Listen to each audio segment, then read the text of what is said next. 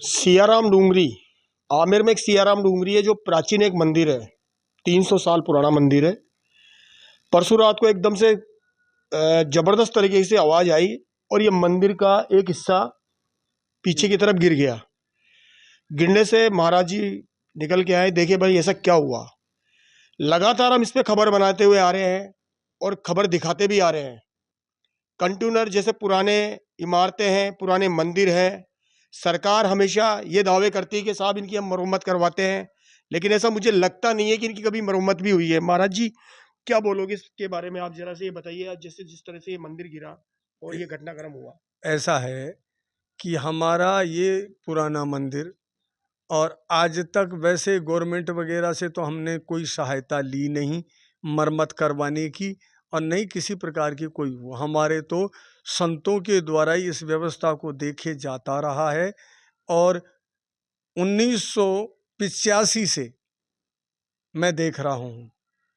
और अनंत श्री विभूषित ब्रह्म पीठाधीश्वर स्वामी श्री नारायण दास जी महाराज त्रिवेणी धाम, उन्होंने इसको जीर्ण शीर्ण देख करके और मेरे को बैठाया कि इस व्यवस्था को देखो और इसका जीर्णोद्धार करो और उसको अच्छा करो। अभी तक कोई जनप्रतिनिधि ये देखने के लिए आया, कोई यहाँ के स्थानीय पार्षद अब वगैरह? नहीं, पार्षद तो सवेरे आई थी, लेडीज है, वो सवेरे आई थी, उसको सूचना मिली थी तो वो सुबह आकर के गई थी, देख के भी गई थी और कह भी रही थी कि इसके बारे में उनसे बात करते हैं। तो उन्होंने फ़ोन लगाया था एमएलए साहब को, जो यहाँ के एमएलए साहब वो हैं कांग्रेसी हैं, वैसे गवर्नमेंट बीजेपी की है। कांग्रेस की है वैसे। सरकार, राज्य सरकार तो बीजेपी की है, हाँ, लेकिन यहाँ पे विधायक कांग्रेस का है। कांग्रेस के हैं, तो उनसे भी अच्छे संबंध है वैसे तो वो एक बार किसी प्रोग्राम में आए भी थे, वो कहे मैं फिर आऊँगा, लेकिन आज तक हमने उनसे किसी से रिक्वेस्ट नहीं करी कि यहाँ का कुछ किया जाए या इसका जीर्णोद्धार कराया जाए या इसकी टूट फूट सुधरवाई जाए।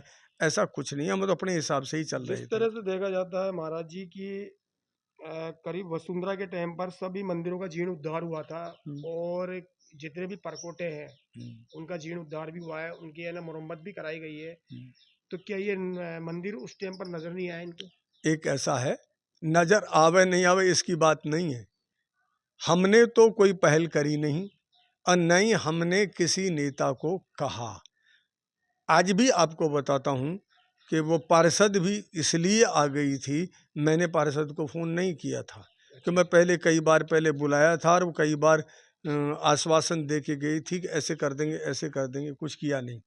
तो मैंने उनको कुछ नहीं कहा, मैंने तो खाली बाल मुकुंदाचार्य जी जो हवा महल के एमएलए साहब हैं, उनका हमारा ज़बरदस्त अटैचमेंट है, स्नेह है। तो मैंने उनको कहा महाराज जी हमारा तो ढूंढा पड़ेगा। अच्छा अच्छा। तो बोले कि मारे क्या हुआ, मुझे ऐसे ऐसे हो गया। तो उन्होंने कहा ठीक है, तो उन्होंने ही पार्षद को फ़ोन किया कि जाके देख के मौका देख के आओ और क्या है उसके बारे में विचार करो। तब तो ये पार्षद जो से आपकी मिले, गाय थी पहले कहाँ बनती थी? यहीं बांधते थे इसी जगह। अच्छा, ये तो गनीमत रही कि ये गाय यहाँ पे नहीं थी। नहीं, वो तो हुआ क्या है कि संजोग बस प्रेरणा मिलनी थी ऐसी। तो मैंने कुछ समय पहले ही दो काम किए, एक तो बोरिंग का स्टार्टर वगैरह था उसको हटा करके वहाँ लगवा दिया और गाय को भी उधर बांधना शुरू कर दिया, इधर से हटा दिया। ऐसे देखा जाता है यहाँ के स्थानीय विधायक है जो प्रशांत शर्मा है, हाँ, आपके कांग्रेस के, वो भी हाँ, लगातार जो सर्च कर रहे हैं, जैसे ही पानी आ रहा है, देखभाल हो रही है इस तरह से। आप इसके बारे में क्या बोलोगे थोड़ा? अब एक ऐसा है कि हर विधायक अपने क्षेत्र के अंदर सब कार्य देखते हैं अपने अपने हिसाब से और जैसा उनको कुछ हो। मेरा व्यक्तिगत काम न तो उनसे कोई पड़ा और न ही कि व्यक्तिगत मैंने कोई काम करवाया इसके बारे में। और दूसरा, और मैं ज़्यादातर यहाँ की आमेर की राजनीति में भी कोई इंटरेस्ट नहीं है? इंटरेस्ट नहीं रखता हूँ। अच्छा, यहाँ की जो मैं तो स्थानीय पार्षद है, हाँ, जो वो भी लगातार, जैसे अभी एक क्या था कि अपने गांधी चौक पे भी एक है ना जो हवेली टाइप गिर गई थी, हाँ, उसको भी हमने उसको दिखाया है, अच्छा, प्रशासन को अवगत कराया है। भाई निगम द्वारा या किसी भी प्रकार से कोई भी जिसे जैसे लगता है तो ये देखी जाती है। जैसे मैंने देखा जाए तो एक धरोहर है ये, इसको धरोहर ही बोला जाएगा। हाँ, धरोहर ही है।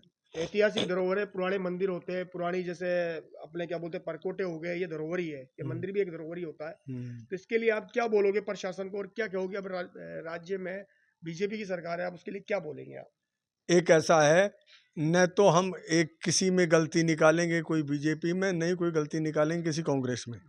हम तो खाली इतना ही आपने कहा तो वैसा एक विचार दे सकते हैं कि जितने भी पुरातन बिल्डिंग हैं, चाहे पुरातन मंदिर हैं, चाहे पुरातन आश्रम, जो कुछ है सबका गवर्नमेंट को भी देख रेख करना चाहिए और उसमें सहायता देनी चाहिए और उस व्यवस्था को व्यवस्थित करना चाहिए।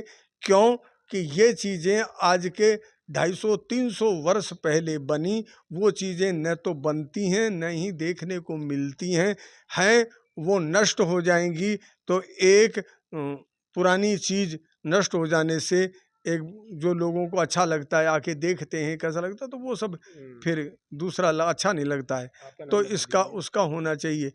मैं अयोध्या दास महंत सियाराम डूंगरी आमेर, और यहाँ मैं 1985 से निरंतर रह रहा हूँ और इस आश्रम का जीर्णोद्धार भी करवाया है और भगवान का उत्सव वगैरह, ये सब संतों का आना जाना, भजन कीर्तन, ये सब बड़े बड़े आयोजन निरंतर चलते आए हैं और आज भी चल रहे हैं। आप देख रहे थे कि हमारे साथ में जो महाराज जी हैं यहाँ के, इन्होंने हमें बताया कि सरकार को इन चीज़ों पर ध्यान देना भी चाहिए, पूरे जैसे पूरा प्रत्येक विभाग को भी देखना चाहिए, और ये एक धरोहर है, ऐतिहासिक धरोहर मानी जाती है। सरकार इनके ऊपर ना ध्यान दे के कहीं ध्यान लगाती है, क्योंकि ये कि ऐतिहासिक चीज़ें अगर बाहर के लोग इसको आके देखते हैं तो ये ऐसे आज जो ये बने हुए डिजाइन है, ये डिजाइन शायद बनी हुई नहीं दिखती है। इंडिया दस्तक से मैं हूँ अरविंद योगी। हाँ, मुझे पता है। मैं सुबह वार्ड का दौरा करने गई थी, वहाँ पे कोई पानी भर रहा था रास्ते में, तो उसको मैं जायज़ा लेने पहुँची थी। तो वहाँ पे मेरे को सूचना मिली कि मंदिर के आगे की दीवार भी गिर गई है और पीछे का हिस्सा पूरा गिर चुका है। तो मैं वहाँ पहुँची, अयोध्या दास जी महंत है वहाँ के महाराज जी, उनसे मैंने बात की। उन्होंने मुझे सारा दिखाया वहाँ पे कि यहाँ पे गायें बनती थी और यहाँ पे ऐसे-ऐसे था।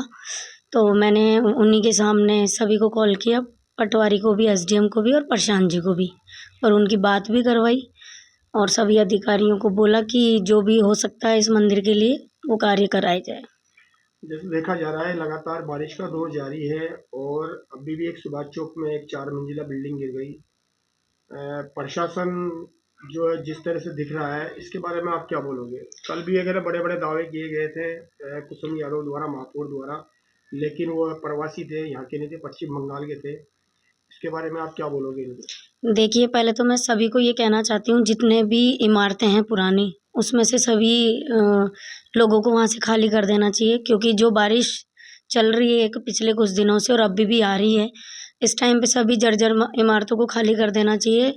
और रही बात कुसुम जी की, महापौर जी की, तो मैं यही कहना चाहूँगी कि वो पहले ही दौरा कर लेती, ये नौबत ही नहीं आती, क्योंकि मानसून के महीने से लगने से पहले निगम अधिकारी, महापौर, प्रशासन सब एक्टिव हो जाते हैं। अगर उनका पहले ही दौरा हुआ होता तो ये जितनी भी इमारतें हैं गिर रही हैं, उनसे लोगों को पहले ही निकाल दिया जाता और सीज कर दिया जाता। ये देखा जाता है जो ये सियाराम डूंगरी पे जो ये रोड का जो आपने इसका जीर्णोद्धार आपने करवाया था क्या इसका? देखिए, इसमें प्रशांत जी भाई साहब का भी योगदान है और मेरा भी है, निगम अधिकारियों का भी है, सभी ने मिलके करवाया है, क्योंकि मंदिर किसी एक का नहीं है, सभी का है, तो पर्टिकुलर किसी एक का नाम नहीं है। हाँ, वार्ड क्षेत्र मेरा आता है, तो काम सभी के लिए किया है। ये देखा जा रहा है कि लगातार जो बारिश के दौर के अंदर जो हवेलियां गिर रही है, उसके बावजूद भी है ना, जो कुसुम यादव ने बड़े बड़े वादे करे थे, आज देखा है वहाँ पे उनको अभी तक है ना तो कोई ट्रीटमेंट किया गया उनका डॉक्टरों का द्वारा, उनसे पैसे मांगे जा रहे हैं। इसके बारे में आप क्या बोलोगे? देखिए, सरकार को मैं क्या तो बोलोगे सरकार के लिए इसके लिए? देखो, मैं तो एक ही चीज़ बोलूँगी, जब से ये सरकार आई है तब से प्रशासन सोया हुआ है और ना वार्डों में विकास कार्य प्रगति पे है, ना क्या जो पुराने कार्य थे उनको भी रद्द कर दिए गए। तो मैं तो इस पे यही बोल सकती हूँ कि विकास कार्य बहुत धीमा है और जो लोगों की पीड़ा है वो पीड़ा ही बनकर रह रही है। आपका नाम बता दीजिए। मेरा नाम है अंजलि ब्रह्मभट्ट, वार्ड नंबर 2 आमेर।